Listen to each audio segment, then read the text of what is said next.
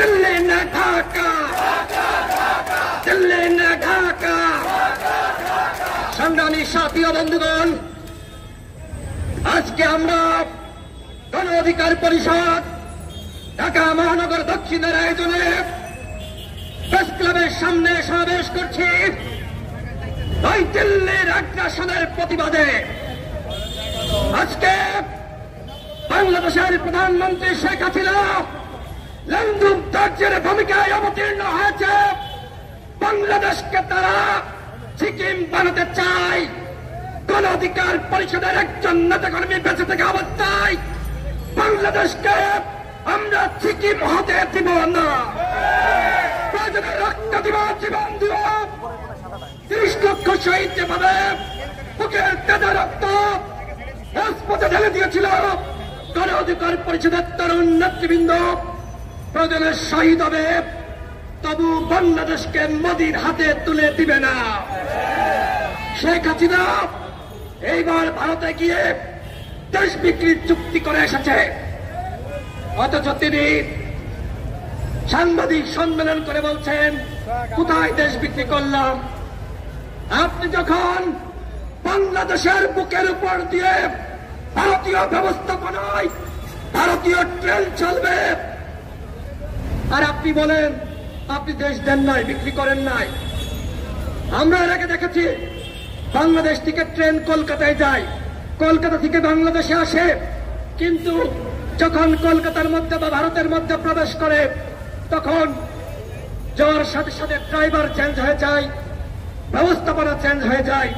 কিন্তু এখন যেটি করা হয়েছে, এখন দিল্লির ব্যবস্থাপনায় বাংলাদেশের বুকের উপর দিয়ে ট্রেন চলবে, ড্রাইভার থাকবে দিল্লির, সবকিছু মনিটরিং করবে দিল্লি। এটি কি মেনে নেওয়া যায় বন্ধুগণ? এটি হলো দেশ বিক্রির চুক্তি। শেখ হাসিনাকে আমরা বলতে চাই অনতিবিলম্বে এই দেশ বিক্রির চুক্তি বাতিল করতে হবে, অন্যথায় গণ অধিকার পরিষদের নেতৃত্বে এই গণভবন ঘেরাও কর্মসূচি দেওয়া হবে। সংগ্রামী সাথী বন্ধুগণ, আপনারা জানেন এখানে তরুণ সাংবাদিক বন্ধুরা রয়েছে। আমরা যখন 28 অক্টোবরের পরে এই ঢাকায় সবার মধ্যে ভয় আতঙ্ক, যখন বড় দলগুলো রাজপথে কর্মসূচি পালন করতে পারছে না, তখন গণ অধিকার পরিষদ এই তরুণ নেতৃবৃন্দকে সাথে নিয়ে রাজপথে স্লোগান দিয়েছিল হাসিনা মোদির নির্বাচন মানবে না রে জনগণ। আমরা বলেছিলাম দিল্লি না ঢাকা, ঢাকা ঢাকা। এই স্লোগানে ঢাকা রাজপথ উত্তোলিত হয়েছিল, এই স্লোগানে ঢাকা রাজপথ প্রকম্পিত হয়েছিল। আমাদের আগে জাতীয় নির্বাচনের আগে কোন একটি দল বলতে পারে নাই হাসিনা মোদির নির্বাচন। আমরা তরুণ হতে পারি, কিন্তু আমরা ভবিষ্যৎ দেখতে জানি। আমরা তরুণ হতে জানি, আমরা তরুণ হতে পারি, কিন্তু আমরা বলতে পারি আগামী 10 বছর পরে আওয়ামী লীগ কি করতে চায়।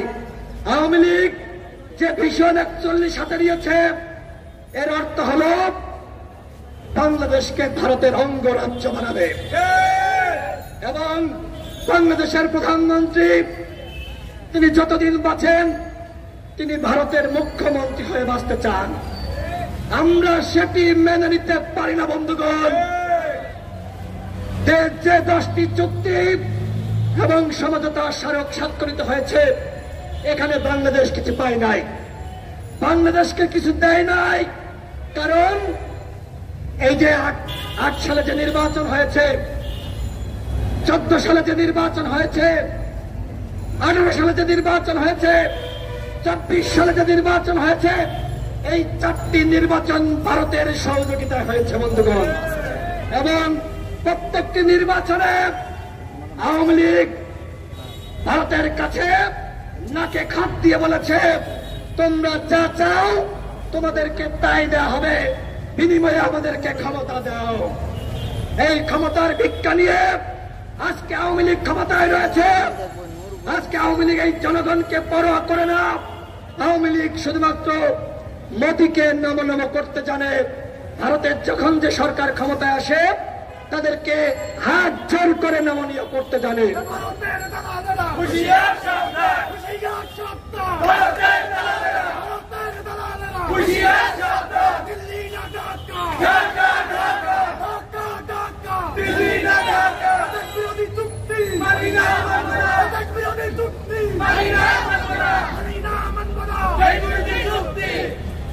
সংগ্রামী সাথী বন্ধুগণ, আমরা ভারতের কাছ থেকে কি পেয়েছি? এখনো পর্যন্ত গত পরশুদিন একজন বাংলাদেশী নাগরিককে সীমান্তে গুলি করে হত্যা করা হয়েছে। যখন শেখ হাসিনা রেল চুক্তি করে আসলো, সমঝোতা করে আসলো, বলা হলো সীমান্তে আর হত্যা হবে না। এরপরে তিনি আসার সাথে সাথে সীমান্তে বাংলাদেশের একজন নাগরিককে গুলি করে পাখির মতো হত্যা করা হয়েছে। আমার দেশের জনগণ পানি পায় না, বর্ষার সময় আমাদেরকে ডুবিয়ে মারে, আর খরায় আমাদেরকে পানিতে মারে। তিস্তা চুক্তি শেখ হাসিনা করতে জানে না, করতে পারে না, সম্পূর্ণভাবে ব্যর্থ হয়েছে।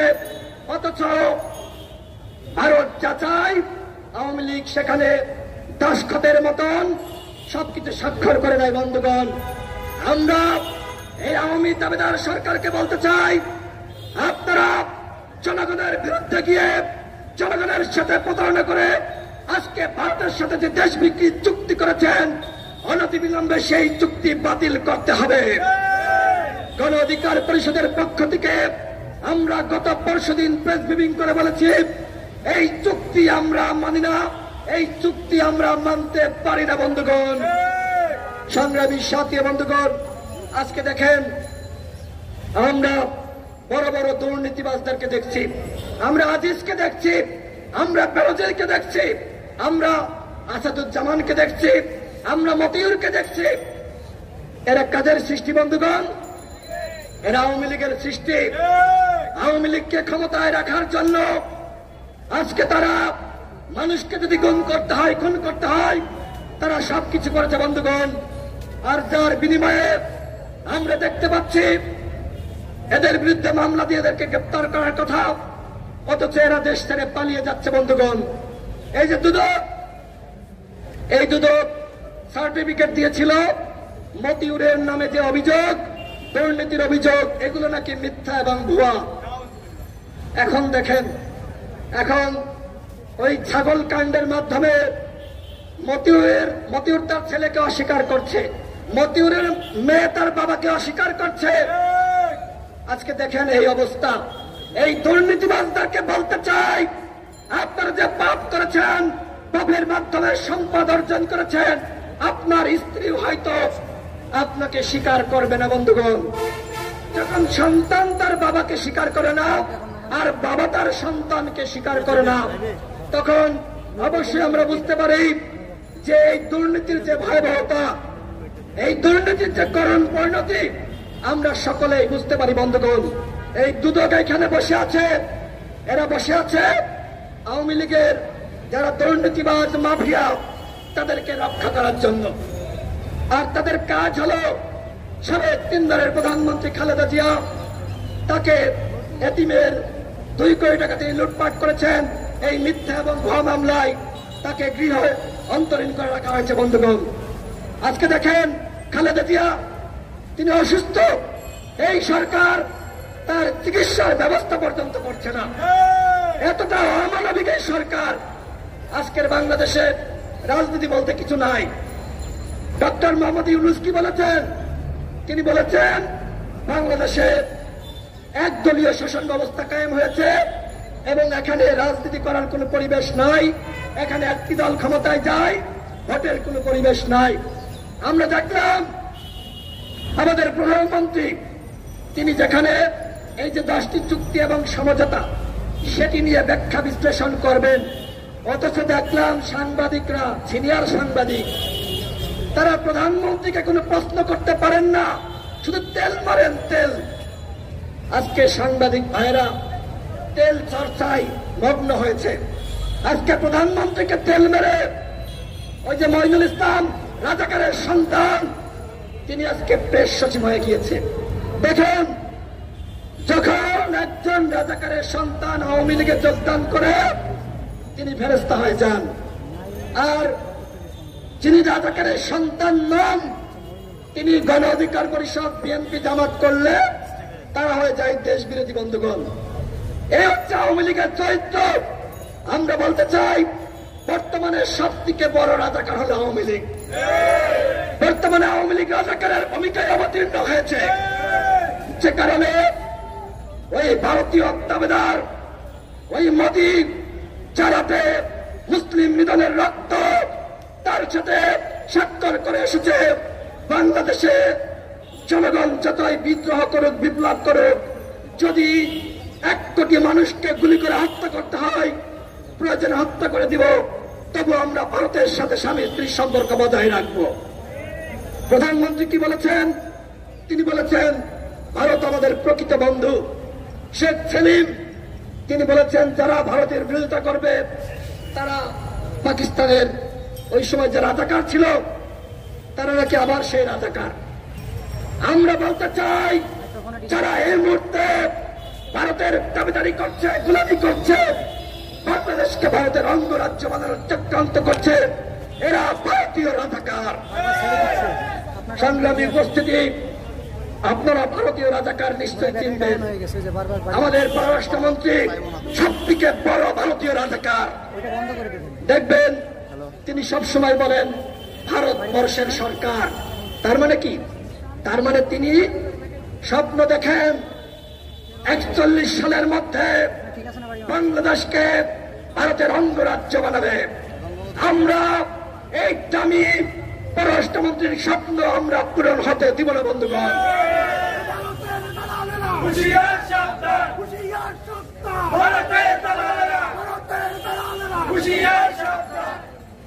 সংগ্রামী সাথী বন্ধুগণ, আজকে বাংলাদেশে যেভাবে দুর্নীতি আনাচে কানাচে ছড়িয়ে পড়েছে, আমরা এখন থেকে আমাদের প্রস্তুতি নিতে হবে। ওই আজিজের বাড়ি আমাদেরকে ঘেরাও করতে হবে, ওই বেনজিরের বাড়ি আমাদেরকে ঘেরাও করতে হবে, ওই মতিউরের বাড়ি ঘেরাও করতে হবে। ওদের যে সম্পদ রয়েছে এগুলো আমার আপনার সম্পদ। আমাকে আপনাকে কষ্ট দিয়ে ওরা ঘুষ এবং দুর্নীতির মাধ্যমে ওই সম্পদ অর্জন করেছে। আমাদেরকে এই যুব সমাজকে দুর্নীতি বিরোধী ফোর্স গঠন করতে হবে। ওদের সম্পদ ছিনিয়ে এনে গরিবের মাঝে বন্টন করতে হবে। ওরা কি পেয়েছে? ওরা কি পেয়েছে? আজকে দেখেন একজন কাহিনী থেকে শুরু করে পুলিশের সর্বোচ্চ কর্মকর্তা, এই সচিবালয়ে বাংলাদেশে যারা সরকারি চাকরি করে, প্রশাসনে চাকরি করে, এদেরকে অবশ্যই তদন্ত হতে হবে কার কতটুকু সম্পদ।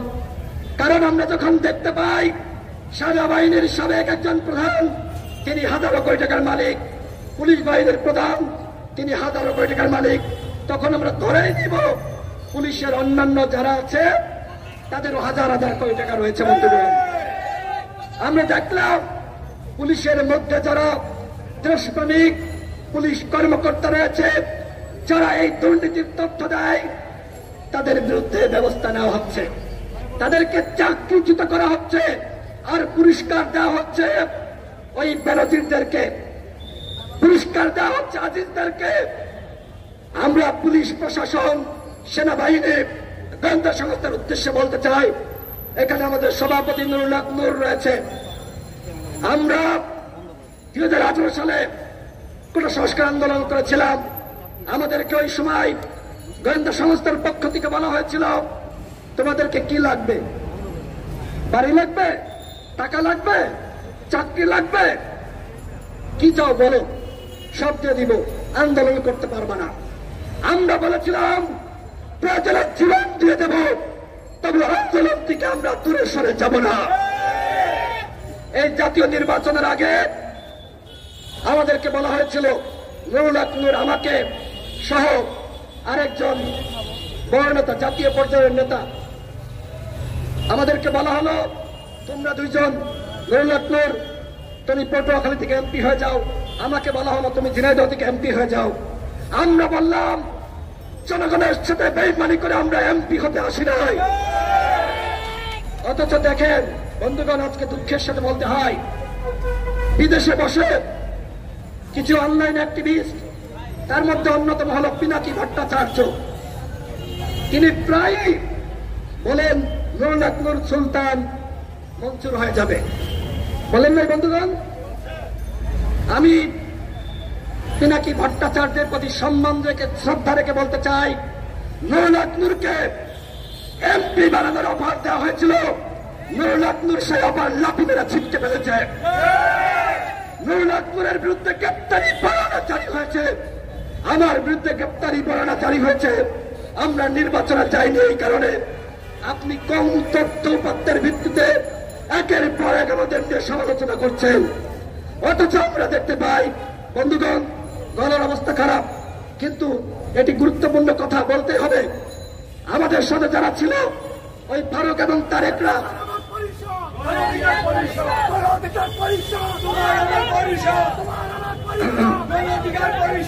দেখেন আমাদের সাথে যারা ছিল ফারুক এবং তারেক, তাদের নিয়ে আমাদের কোনো সমালোচনা নাই।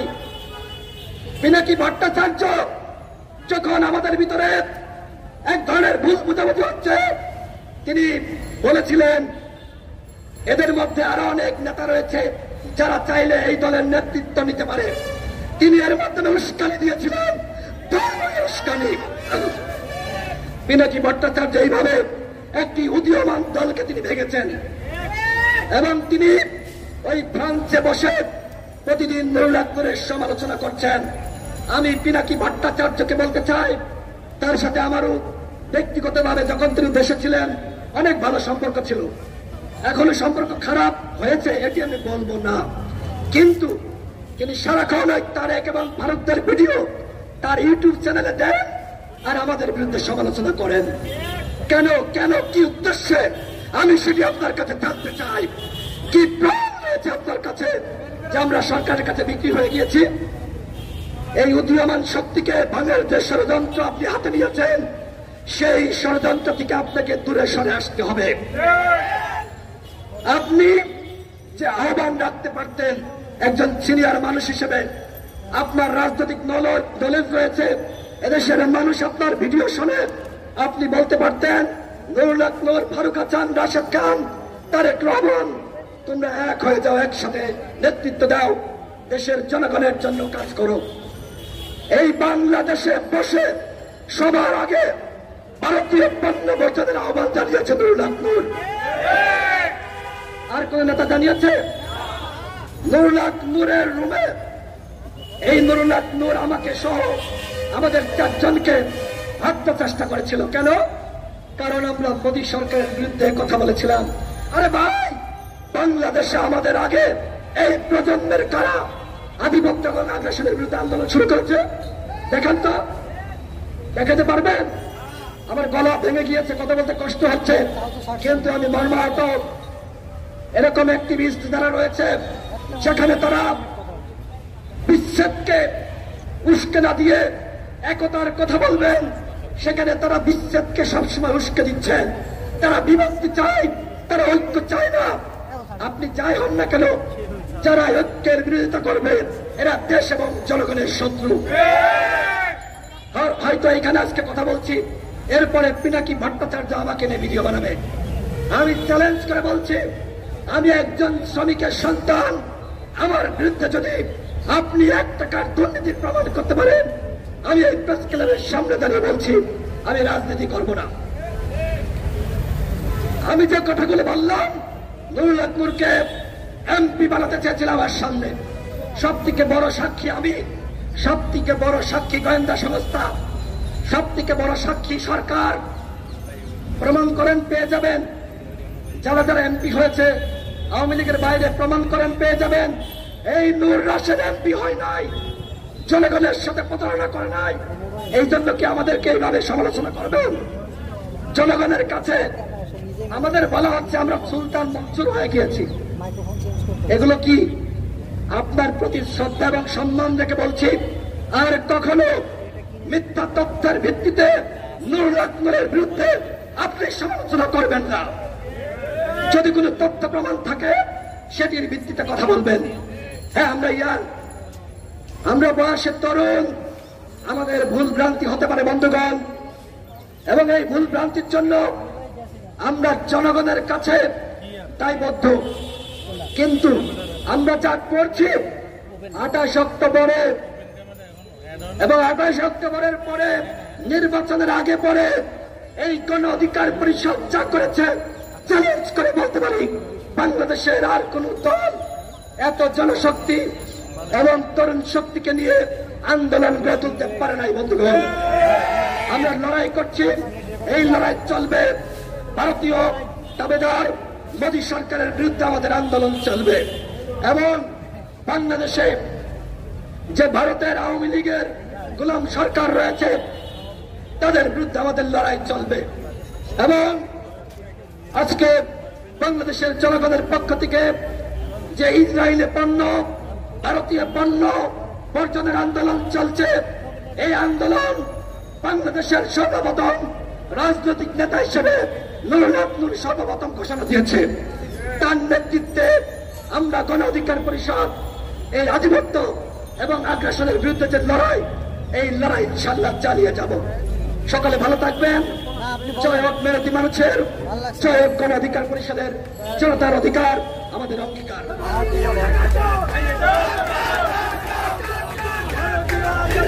গণ অধিকার পরিষদ ঢাকা মহানগর দক্ষিণ কর্তৃক আয়োজিত আজকের এই বিশাল বিক্ষোভ সমাবেশে এই পর্যায়ে সভাপতির বক্তব্য রাখবেন গণ অধিকার পরিষদ ঢাকা মহানগর দক্ষিণের সংগ্রামী সভাপতি অ্যাডভোকেট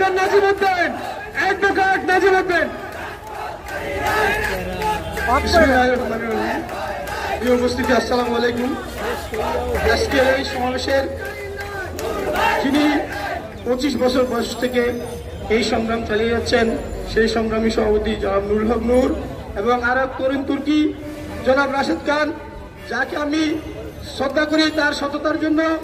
তিনি ইতিমধ্যে একটু আগে বক্তব্য রেখেছেন, আমি তার বক্তব্যের সূত্র ধরে একটি তথ্য শুধু দিয়ে যাব। এই পিনাকি ভট্টাচার্য যেদিন আমার নেতাকে নিয়ে সমালোচনা করছিল, আমি ছোট্ট ভাই হিসেবে আমার এই পোস্টটা কারো নজরে যায় নাই। আমি সেই দিনেই বলেছিলাম এই পিনাকি ভট্টাচার্য একজন রয়ের এজেন্ট, এবং সে কখনো বাংলাদেশের কোন অভিভাবকদের জায়গায় নেই। যদি সে অভিভাবকদের জায়গায় থাকতো তাহলে সে 25 বছর থেকে 32 বছর এই সংগ্রামী এক যুবককে কখনো সমালোচনা করতে পারত না। আর এগুলো রাজনীতির মাত্র সে শুরু করেছে। এই হচ্ছে রয়ের দল, সে পাকিস্তানের পক্ষে বলে, বাংলাদেশের পক্ষে বলে, রয়ের এজেন্ডাগিরি বাস্তবায়ন করে সে ফ্রান্সে বসে বাংলাদেশের বিরুদ্ধে ষড়যন্ত্র করে। এটা সাধারণ মানুষ বুঝতে পারবে না। যারা তাকে স্টাডি না করবে, যারা তাকে নিয়ে দীর্ঘক্ষণ সমালোচনার দৃষ্টিতে তাকে না দেখবে, আলোচনার দৃষ্টিতে না দেখবে, তাকে কেউ সহজে বুঝতে পারবে সে একজন পেইড এজেন্ট এবং ভারতীয় রয়ের একজন দালাল। তার বিষয়ে আমার এই শেষ বক্তব্য। আমি এটা একটা কথাই আমি খুব সংক্ষিপ্ত শেষ করবো। আমার যার নেতার নেতৃত্বে আমরা রাজনীতি করছি, তিনি বক্তব্য রাখবেন। আমি শুধু একটি কথাই বলবো, এই সরকারের কাছে আমি সবসময় বলে থাকি কোনো দাবি নাই, তাদের কাছে একটি দাবি, আপনি সসম্মানে চলে যান। আমরা তরুণ প্রজন্মের রাজনীতি করি, এই তরুণ প্রজন্মের রাজনীতি কখনো প্রতিহিংসার রাজনীতিতে বিশ্বাসী করে না। আপনাদেরকে আমরা সম্মানের সাথে বিদায় দিব, কিন্তু আপনি যদি সেই সম্মানের পথ গ্রহণ করতে না চান, আপনার পরিণতি আপনি নিজে বুক করে যাবেন। আমি একই বক্তব্য সবসময় দিয়ে যাব। আমি একটি কথাই বলে যাব, আপনার দেশ বিদেশিরা কেন চাইবে না? আপনার কাছে একটা 18 কোটি মানুষের বাণিজ্য আছে, আপনার কাছে বঙ্গোপসাগর আছে, আপনার কাছে সেন্ট মার্টিন আছে, আপনার কাছে গ্যাস আছে, আপনার কাছে এই দেশের তরুণ প্রদীপ্ত একদল তরুণ মেধাবী নেতৃত্ব আছে। তাদেরকে কিভাবে ধ্বংস করা যায়, সেই 500 দেশ লেন্দুর তজ্জিব দেশ আজকে আমাদেরকে শোষণ করার জন্য, এই ধরনের চাটুকারদেরকে আধিপত্যবাদীদের বিস্তার লাভ করার জন্য এই ধরনের শেখ হাসিনাকে ক্ষমতায় রেখেছে। শেখ হাসিনা কি করেছে? আমি ছোট্ট করে বলে যাচ্ছি জিস্টাকারে, সেটা হচ্ছে এই শেখ হাসিনা বেনিফিশিয়ারি গ্রুপ সৃষ্টি করেছে মুক্তিযোদ্ধার নামে, মুক্তিযোদ্ধার তালিকা করে আজকে সেই মুক্তিযোদ্ধার তালিকাও সম্পন্ন করতে পারে নাই। সে কিন্তু 20,000 টাকা এবং আজকে শুনতেছি 30,000 টাকায় রূপান্তরিত করবে। তাদেরকে এই একটা বেনিফিশিয়ারি গ্রুপ হচ্ছে 2 লাখ, তাদের স্ত্রী সন্তান সহ আরো 4 লাখ, এভাবে 7-8 লাখের একটা বেনিফিশিয়ারি গ্রুপ।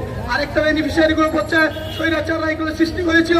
সেটা কিভাবে করেছে, যে আমরা যে সরকারি চাকরিজীবী আছে, এই সরকারি চাকরিজীবীরা 60 বছর পর্যন্ত সরকারি চাকরি করে, তারা বেতন ভাতা সব বোনাস সব এই দেশের জনগণের অর্থ থেকে পেয়ে থাকে। এই সরকারি চাকরিজীবীরা যখন 60 বছর পরে অবসরে যায়, তখন তারা আবার অবসর ভাতা পায়। আবার যখন সে মৃত্যুবরণ করে, তার স্ত্রী মৃত্যুবরণ করা পর্যন্ত সেই বেনিফিশিয়ারি পেয়ে থাকে। তাদের মাধ্যমে এরকম কয়েক লক্ষ বেনিফিশিয়ারি গ্রুপ আছে। আমরা যারা এই দেশের খেটে খাওয়া মানুষ, মানুষ, তাদের কি বয়স 60 হয় না, তাদের কি বয়স 70 হয় না, তাদের কি স্ত্রী পুত্র নাই? আপনি বৈষম্য মুক্তর কথা বলে এই বাংলাদেশ স্বাধীন করে আজকে আপনি বাংলাদেশের মধ্যে এই বৈষম্য রাজনীতি শুরু করেছেন। আমরা গণঅধিকার পরিষদের নেতৃত্ব যদি এই দেশ সরকারে আসে, আমরা এই বৈষম্য রাখবো না। প্রত্যেকেই যে 60 বছরের বয়সের পরে প্রত্যেকের জন্য একই বরাদ্দ থাকবে, এখানে কোনো বৈষম্য থাকবে না। আপনি সরকারি চাকরি পেয়েছেন, আপনি অবসর ভাতা খাবেন, আপনার স্ত্রী মৃত্যু পর্যন্ত পাবে, আর কেউ কিচ্ছু পাবে না। এটা হতে পারে না। আপনি মুক্তিযোদ্ধার কথা বলেন, মুক্তিযুদ্ধের যারা অবদান রেখেছে তাদেরকে অবশ্যই সম্মান করি। আমি একজন মুক্তিযোদ্ধার সন্তান। আমার মুক্তিযুদ্ধের সময়ে আমার ঘরে 9 মাসের মধ্যে 4টি মাস আমার ঘরে মুক্তিযুদ্ধরা ছিল। আমার বাবা সেই খরচ বহন করতো। আজকে যদি সেই খরচ আমার বাবা রেখে দিত, আজকে একটা গোপালগঞ্জ আমরা কিনে নিতে পারতাম। কিন্তু আমরা এই দেশকে মুক্ত করার জন্য আমার বাবা সেই যে অবদান রেখেছিল। আজকে যারা শহীদ হয়েছেন, সেই শহীদ পরিবারের খবর কে রাখে? আপনি মুক্তিযুদ্ধের কথা বলে তাদেরকে বাধা দিচ্ছেন, তাহলে শহীদ পরিবারের সন্তানরা কেন পাবে না? আপনি এই প্রশ্ন রেখে গেলাম, এই প্রশ্ন রেখে শেষ করছি। এবং আমার প্রিয় নেতা বক্তব্য রাখবেন এবং আমার প্রিয় নেতার বক্তব্য করে এই প্রশ্ন শেষ হবে।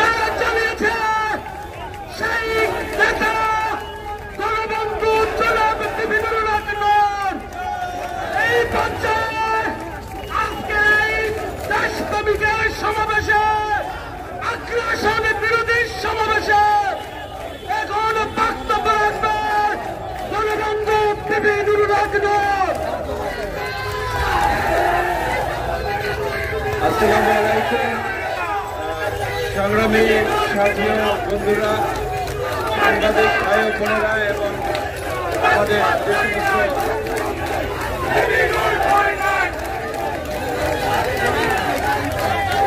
এখন যেহেতু অনেক সময় হয়ে গেছে, তো এখন একটু আমরা অল্প সময় বক্তব্য শেষ করতে পারলে সাংবাদিকরা যে কিছু নিউজ ধরাতে পারবে। আমাদের অবশ্যই, আমি কিন্তু এখানে বসে থাকা অবস্থায় বলেছিলাম প্রোগ্রাম 6:45-র মধ্যে শেষ করবেন। এইখানে যে সাংবাদিকরা আমার একটা নিউজ পৌঁছানোর জন্য ওনাদেরও তো অফিসে যেয়ে পৌঁছাতে হবে। তো বিকালের প্রোগ্রাম মাসবি 6টার আগে শেষ করার একটা রোড ম্যাপ আপনাদের যারা প্রোগ্রাম করবেন পরবর্তীতে রাখবেন। 5:30 টু 6:45-র মধ্যে এনিহাও শেষ করার। তো যাই হোক, আজকে আমরা বাংলাদেশের সাথে, বিশেষ করে ভারত সরকারের সাথে বাংলাদেশের বর্তমান এই বিনা ভোটের সরকার একের পর এক ধারাবাহিকভাবে গত 16 বছর ধরে যে অসম চুক্তিগুলো করছে জনগণের মতের বিরুদ্ধে গিয়ে, দেশের স্বার্থের বিরুদ্ধে গিয়ে, এমনকি দেশের স্বাধীনতা সার্বভৌমত্বকে হুমকিতে ফেলে আমরা সেই অসম চুক্তি বাতিলের দাবিতে এবং আজিজ বেনজিরদের মতো কুলাঙ্গারদেরকে গ্রেপ্তারের দাবিতে আজকে ঢাকা মহানগর দক্ষিণ এই প্রোগ্রামের আয়োজন করেছে। ঈদের পরে লোক ঢাকা এসে ওইভাবে এখনো পৌঁছায় নাই, তারপরেও তারা তাৎক্ষণিকভাবে প্রোগ্রাম আয়োজন করেছে, আমরা তাদেরকে ধন্যবাদ জানাই। এই প্রোগ্রামে বক্তব্য রেখেছেন গণ অধিকার পরিষদের এবং অঙ্গ সংগঠনের নেতৃবৃন্দ, আরো বক্তব্য রাখেন নাই আমাদের গণ অধিকার পরিষদের কেন্দ্রীয় নেতা, উচ্চতর পরিষদের সদস্য ফাহিম, ফাতেমা, আবু হানিফ, যুগ্ম সাধারণ সম্পাদক মাহফুজুর রহমান সহ অনেকে, আমাদের আরো অনেক নেতৃবৃন্দ রেখেছেন। যেই বক্তব্য আপনারা রেখেছেন বা তাদের কাছ থেকে শুনেছেন, আমার কাছে আর নতুন তথ্য দেওয়ার মতো নাই। একই ইস্যুতে আমরা প্রোগ্রাম করেছি। আমি 2-3টে বিষয়ে কথা বলে শেষ করতে চেষ্টা করব সংক্ষেপে। প্রথমত, আপনারা যদি একটা বিষয় লক্ষ্য করেন যে প্রধানমন্ত্রী থেকে শুরু করে আওয়ামী লীগের শীর্ষ নেতারা সব সময় কিছু গতানুগতিক কথা, যেটা গোয়েবলসের তত্ত্বের মতো সামনে আনার চেষ্টা করেন যে ভারত আমাদের মুক্তিযুদ্ধে সহযোগিতা করেছে, ভারত আমাদের সীমান্তবর্তী বড় একটি প্রতিবেশী দেশ, তাদের সাথে বৈরিতা করা যাবে না, বন্ধুত্ব করতে হবে, মুক্তিযুদ্ধের কারণে কৃতজ্ঞতা স্বীকার করতে হবে। আওয়ামী লীগের নেতাদের এই কথার সাথে আমাদের দ্বিমত নাই। আমরাও মনে করি যে ভারত মুক্তিযুদ্ধে আমাদেরকে যেভাবে সহযোগিতা করেছে তার জন্য ভারতকে আমাদের ধন্যবাদ দেওয়া উচিত। 4500 বর্ডার ভারতের সাথে বাংলাদেশের, নিশ্চয়ই যদি ভারত এবং বাংলাদেশের সাথে বৈরী সম্পর্ক থাকে সেটা বাংলাদেশ ভারত কারো জন্যই ভালো না। আমরা একটা ভারসাম্যপূর্ণ সম্পর্ক চাই। কিন্তু দেশ স্বাধীনের পর 72 থেকে যদি আজকে অদ্যাবধি বাংলাদেশের প্রতি ভারতের আচরণটা দেখেন, তাহলে সেটা কি মনে করেন?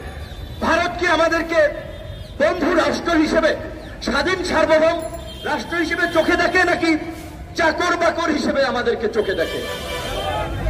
প্রধানমন্ত্রী কিছুদিন আগে খুব প্রাউড ফিল করেছেন যে ভারতের প্রধানমন্ত্রী নরেন্দ্র মোদী ক্ষমতায় আসার পরে, তৃতীয়বার সরকার গঠনের পরে আমি দেখা করেছি, খুব গর্ববোধ করেছেন।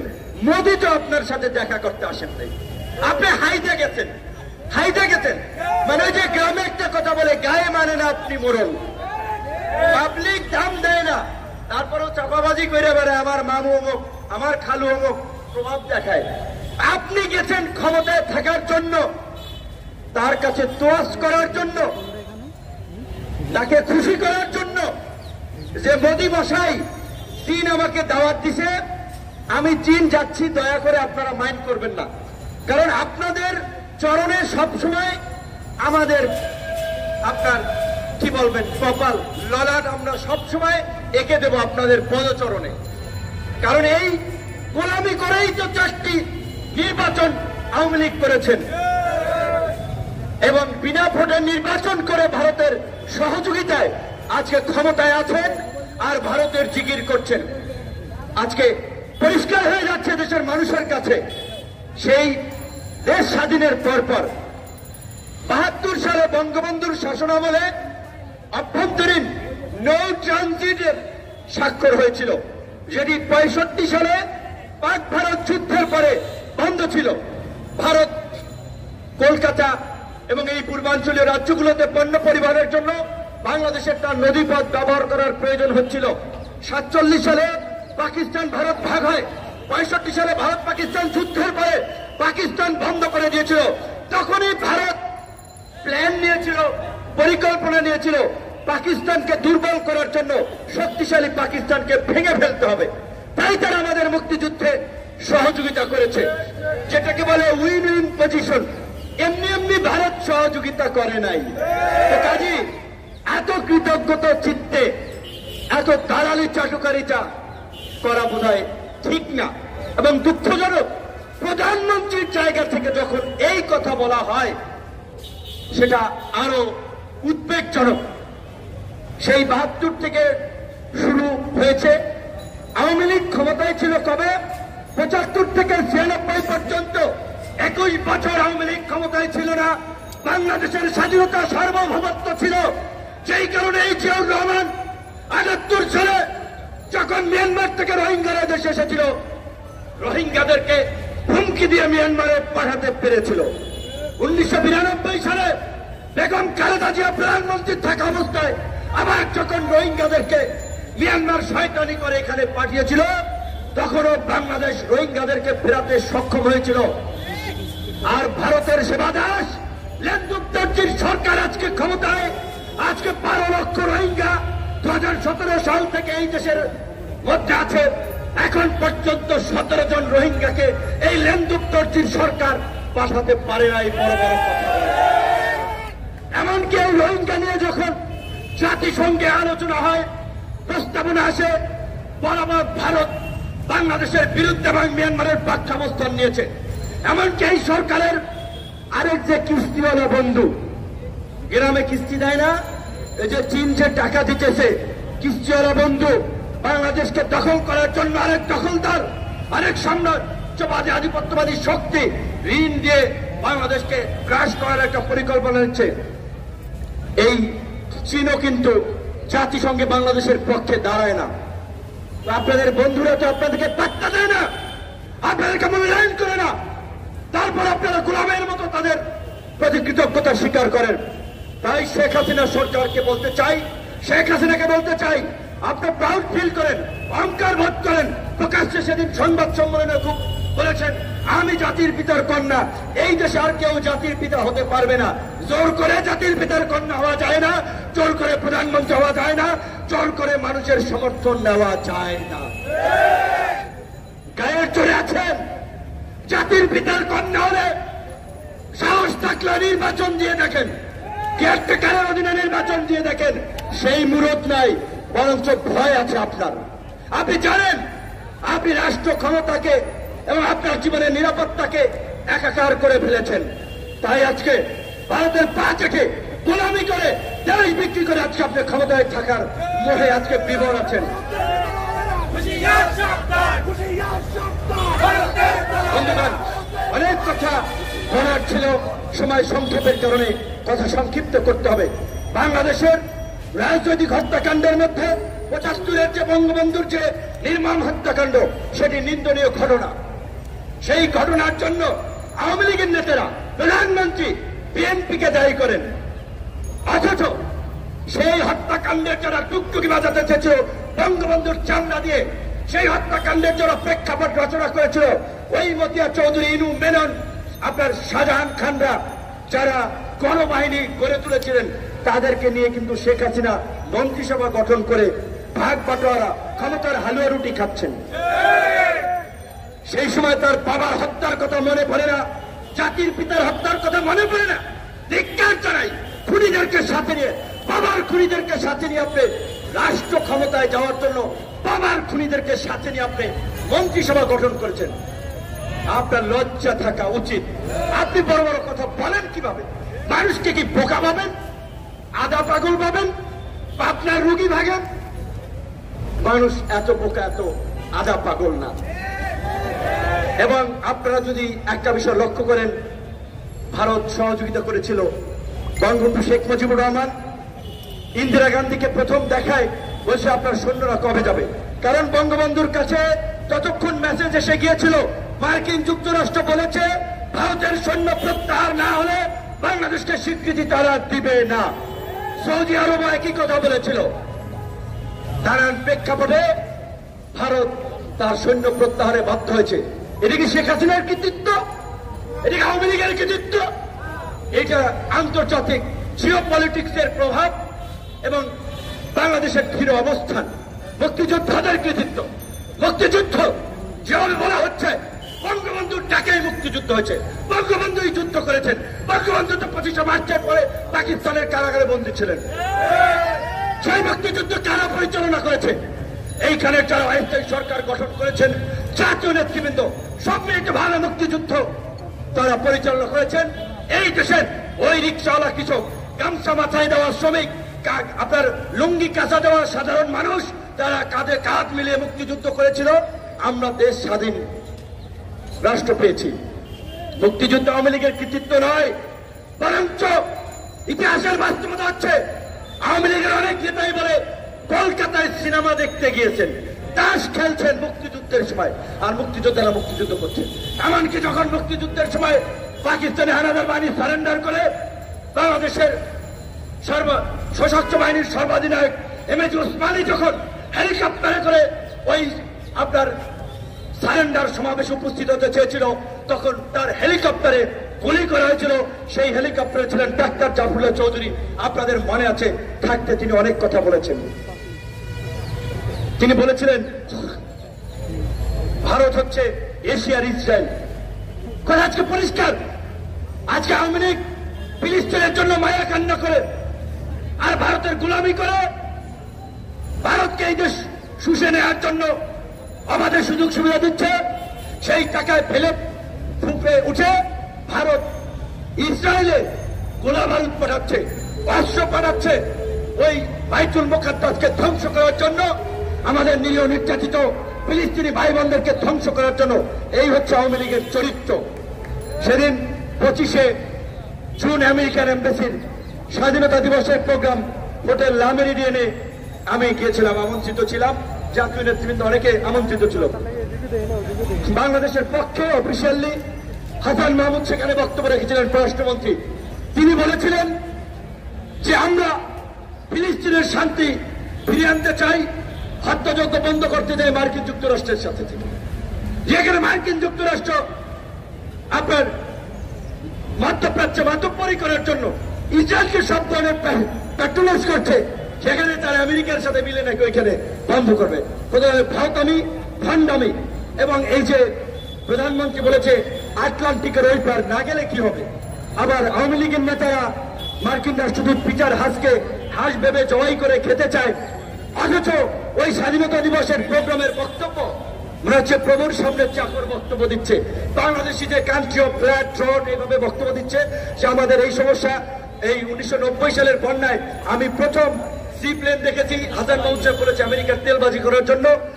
এই কোভিডের সময় আমেরিকা এতগুলো টিকা দিয়েছে, আমাদেরকে এইভাবে সহযোগিতা করছে, অথচ বাইরে এসে গালাগালি করে, সামনে গেলে চাটুকারিতা করে। তো আজকে অনেক কথা বলা যায় না, অবস্থানের কারণে আমরা বলতে পারি না, কিন্তু এইটুকু আজকে সাধারণ মানুষকে বুঝাতে হবে, উপলব্ধি করাতে হবে। বাংলাদেশের ক্ষমতা শুধুমাত্র বাংলাদেশের আন্দোলন সংগ্রাম দিয়ে সরকার পতন সম্ভব নয়, আন্তর্জাতিক অনেক কিছু এর সাথে জড়িত। কিন্তু এটা সত্য, যদি আমরা জনগণ রাজপথে গণ অভ্যুত্থান ঘটাতে পারি, আন্তর্জাতিক শক্তি আমাদের সাথে থাকবে। আমাদেরকে সেই প্রেক্ষাপট তৈরি করতে হবে। আজকে এই ভারতের সাথে স্বাধীনতা সার্বভৌমত্ব চুক্তির বিরুদ্ধে যুগপৎ আন্দোলনে থাকা গণতন্ত্রকামী দেশপ্রেমিক সকল রাজনৈতিক দলকে রাজপথে নেমে আগ্রাসনের বিরুদ্ধে আমরা প্রতিবাদ করার আহ্বান জানাই। শেখ হাসিনা সরকারকে স্পষ্টভাবে বলে যেতে চাই, এতদিন যা করেছেন, বাংলাদেশের বুকের মধ্যে দিয়ে ভারতীয় রেল লাইন যাবে না। আজকে দুর্নীতি নিয়ে ব্যাপক আলোচনা হচ্ছে, মানে দুর্নীতি লুটপাটের একটা মহামারী চলছে, সংসদে আলোচনা হচ্ছে। এখন সংসদের আলোচনা শুনে আপনি কি বলবেন? গ্রামে বলে জাঞ্জরে কয় শুয়ের গোয়া টেরা, মানে শুয়ের পেছনে একটা ছোট ছিদ্র থাকে, আর যে মুড়ি বাজে বালু যে আপনার ঝাঁঝর যেটা বলে, এটা তো পুরোটাই একেবারে ছিদ্র। তো এই ঝাঁঝর নাকি শুইকে বলে যে তোমার পেছনে একটা সেদা আছে, ছিদ্র আছে। আজকে পার্লামেন্টে বিনা ভোটের এমপি, চোর, ডাকাত, মাফিয়া, লুটেরা, ভারতীয় তাবেদার, ওরা একজনে আরেকজনে বলছে যে এইভাবে দেশ চলতে পারে না, আমাদের দুর্নীতি খতিয়ে দেখতে হবে। অথচ আমরা দেখছি সবচেয়ে বড় চোর হচ্ছে ওই পার্লামেন্টের বিনা ভোটের এমপিরা। আজকে পুলিশ নিয়ে অনেক বক্তব্য আসে, আমরাও কথা বলি। পুলিশে প্রায় 2.5 লক্ষ সদস্য আছে। 2.5 লক্ষ সদস্যের মধ্যে সাবেক একজন আইজিপি বেনজির কাণ্ড লুটপাটের পত্রিকা এসেছে। এই পর্যন্ত ডিআইজি রফিকুল ইসলাম, ডিআইজি জামিল হাসান, ডিএমপির সাবেক কমিশনার আসাদুজ্জামান সহ 5 থেকে 7 জন ঊর্ধ্বতন পুলিশ অফিসারের দুর্নীতি নিয়ে গণমাধ্যমে রিপোর্ট হয়েছে। আমরা বিশ্বাস করি আরো শতাধিক আছে। তাহলে 2.5 লক্ষ পুলিশের মধ্যে যদি 1-150 দুর্নীতিবাজ, লুটেরা, মাফিয়া থাকে তাহলে সেটা কখনোই 2.5 লক্ষ পুলিশের বদনাম হতে পারে না। তাই আমরা পুলিশ ভাইদেরকে বলবো, আপনারা কেন এই 1-150 দুর্নীতিবাজ, লুটেরা, চোর, ডাকাতের জন্য আপনারা দায় নেবেন? আপনাদের হাতে বন্দুক আছে, দুর্নীতিবাজদেরকে প্রথমে মেরে ফেলেন, আপনারা গুলি চালিয়ে মেরে ফেলেন। রাষ্ট্র ওদের বিচার করবে না। এই রাষ্ট্র দুর্নীতিবাজদের পৃষ্ঠপোষক। আপনারা এই বাহিনীকে কলঙ্ক মুক্ত রাখার জন্য খতম করে দেন। এদেরকে খতম করার জন্য জনগণ যদি আইন নিজের হাতে তুলে না নেয় তাহলে এই দেশে গণতন্ত্র, ন্যায় বিচার ফিরে আসবে না। আইনের কথা বলবো আমরা। আজকে আইন কি আছে? কোর্টে বিচার ব্যবস্থা আছে? কোর্টে বিরোধী দলের জন্য কোন ন্যায় বিচারের দরজা আছে? নাই। পুলিশ বাইরে অসহায়, রাস্তাঘাটে দেখা হয়, আত্মীয় স্বজন চাকরি করে। দুঃখের কথা কি বলবো, আমার আপন মামা পুলিশের চাকরি শেষে রিটায়ার্ড করেছেন। ঢাকায় এসে আমার সাথে একটা ছবি তুলে ফেসবুকে দিয়েছিলেন। মামি ভয়ে পেয়ে আতঙ্কে ছবি ডিলিট করেছেন। বাবা, তোমার মামারে দিয়ে ছবিটা ডিলিট করো, আমার বাচ্চা কাচ্চা পড়াইতে হবে, পেনশনের টাকাটা আবার আটকে দেবে। আমার আপন মামা, চিন্তা করেন কি একটা ভয়ের মধ্যে আছে, কি একটা ফ্যাসিস্ট রাষ্ট্র শেখ হাসিনা এবং এই আজিজ বেনজিরের মতো কুলাঙ্গারা তৈরি করেছে যে আমার মামা পুলিশের চাকরি করে বিদায় ভাইদের সাথে তার ছবি ফেসবুকে দিতে পারবে না। তো এইভাবে আজকে এই পুলিশ ভাইদের বন্দী করে রাখা হচ্ছে, শেকল পরিয়ে রাখা হচ্ছে। বিশ্বাস করেন 28 তারিখের ঘটনা নিয়ে অনেক পুলিশ অফিসার বলেছে, ভাই আমরা তো রেডি ছিলাম যে আপনারা আরেকটু ধাক্কা দিলেই তো আমরা ঘরে উঠে যাইতাম। পুলিশের তো কাজ নাই, শেখ হাসিনার জন্য গুলি খাইবে, রক্ত দিবে, ভারতের জন্য দালালি করবে। কারণ এই পুলিশের বেতন দেয় এই দেশের জনগণ, এই আর্মির বেতন দেয় এই দেশের জনগণ, এই দেশের জনগণের ভ্যাট ট্যাক্সের পয়সায়। এই দেশ যদি না থাকে, দেশ যদি সিকিম হয়ে যায়, হায়দ্রাবাদ হয়ে যায়, এইখানেও আমাদেরকে মোদির গোলামি করতে হবে। সেটা তো নিশ্চয়ই পুলিশ, আর্মি, কোন বাহিনীর লোকজন চাবে না, আমার দৃঢ় বিশ্বাস। তাই আজকে পুলিশ, সামরিক বাহিনী, সরকারি কর্মকর্তা কর্মচারী সকলকে বলবো, দেখেন আল্লামা দিলওয়ার হোসেন সাইদি সাহেব মারা গেছে, আল্লাহ তাকে বেহেশত নসিব করুক। বারবার তার কথা মনে পড়ছে আজকে এই শেখ হাসিনার রেল লাইনের চুক্তি থেকে। তিনি বলেছিলেন কয়েক বছর আগে, প্রায় 30 বছর না 20-25 বছর আগে বলেছিলেন, আমি দেখতে পাচ্ছি বাংলার আকাশে উত্তর গগনে কালো কালো মেঘ করেছে, এমন কালো কালো অমানিসার মেঘ যদি সক্ষম ভাবে মোকাবেলা করতে না পারো সুবে সাদিক হওয়া অসম্ভব। তিনি আল্লাহ ব্যক্তি ছিলেন, আল্লাহর ওলি ছিলেন। তাই তারা দূরদর্শিতার জায়গা থেকে দেখতে পাচ্ছিলেন ভারত বাংলাদেশকে গ্রাস করার জন্য সব ধরনের প্রস্তুতি নিয়েছে। এমনকি খালেদা জিয়া আজকে হাসপাতালের বেডে কাতরাচ্ছে। 1999 সালে এই ভারতকে করিডোর দেওয়া নিয়ে রোড মার্চে কিশোরগঞ্জে বলেছিলেন, ভারতকে করিডোর দেওয়া শহীদের রক্তের সাথে বেইমানি। আজকে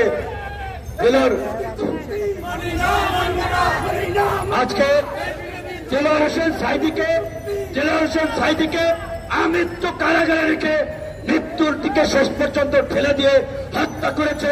খালেদা জিয়াকে আজকে নানান ভাবে হত্যা করার একটা ষড়যন্ত্র করছে। তাই আমি আপনাদের কাছে সর্বশেষ আমার এই যে বক্তব্য, এই দেশে যারা ভারতের বিরুদ্ধে কথা বলবে, ভারতীয় আগ্রাসনের বিরুদ্ধে কথা বলবে, তাদেরকে অনেক অত্যাচার, নির্যাতন, জুলুম সহ্য করতে হবে। এই যে আঙ্গুলটা পাকা এখনো, এই হাতটা ফ্র্যাকচার হয়ে গেছিল, চোরা লাগে নাই। 2019 সালে ডাকসুতে এই ভারতের এনআরসি সিএ নিয়ে প্রতিবাদ করায় সেদিন ভারতীয় মদতপুষ্ট ওই তথাকথিত সন্ত্রাসীদের সংগঠন মুক্তিযুদ্ধ মঞ্চ এবং ছাত্রলীগ আমাদের উপরে যৌথ হামলা করেছিল ডাকসুতে। আমি ডাকসুর বিপি ছিলাম। সেই ডাকসুতে লাইট ফ্যান বন্ধ করে 1971 সালের 25শে মার্চের মতো একটি নারকীয় তাণ্ডব চালিয়েছে। তাই আমি সন্ধ্যা আমাদের যে সমস্ত ভাই বন্ধুরা ভারতীয় পণ্য বর্জন আগ্রাসনের বিরুদ্ধে সরব হচ্ছেন, তাদেরও বিপদ আসতে পারে। আপনাদের প্রতি আমার এটাই অনুরোধ, কারো বিপদ আসলে তার পাশে থাকবেন। কেউ নিখোঁজ হলে সরাসরি ভারতীয় এমবেসি ঘেরাও করে এমবেসিতে গিয়ে খোঁজ দিবেন ও এমবেসির মধ্যে আছে কিনা।